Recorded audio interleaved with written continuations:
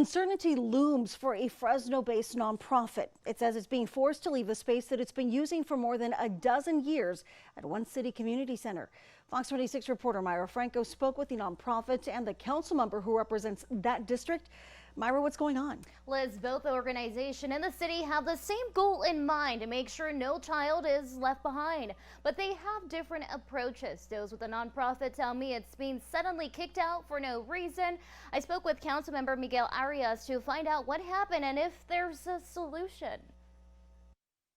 They are amazing. Thank you for everything you said.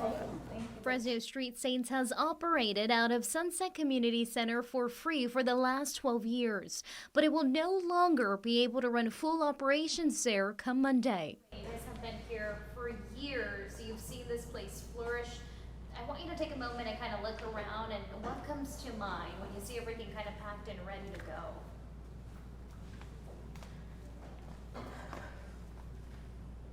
Give me 1 second. She says the group's lease with the city of Fresno was expiring Monday. Even so, she says city representatives told her through a series of emails they were hoping to work something out. Gave him a week or so. I emailed him. He didn't reply. I emailed again. He didn't reply. I called him this past Monday.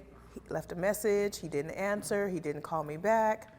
And then I got an email last night after 5 o'clock saying, unfortunately, we're still working on the agreement.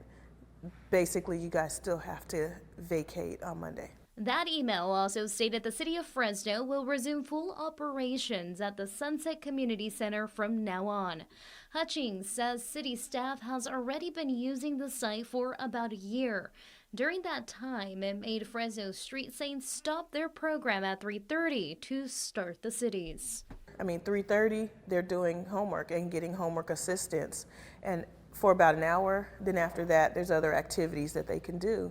Well, the Parks and Recs department, we're not assisting with homework, which upset parents. Parents are working all day long. They plan on picking up their kids, feeding them, and probably going to bed.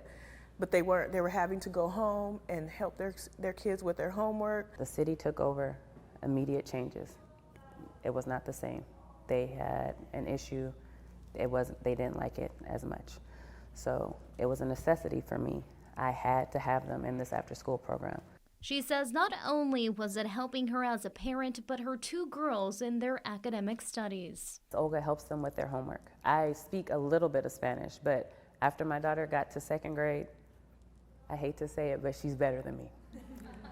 Even the kids have written letters to the District 3 council member Miguel Arias in hopes he can help them stay in place. He represents this area. Arias filled me in over the phone and says under a new state law, nonprofits will no longer have exclusive leases at community centers. But this doesn't mean they can't rent spaces. Yeah, and we're willing to pay. But that's only if the Parks and Recreation Department works with them and allows them to continue their program beyond 3:30 in the afternoon.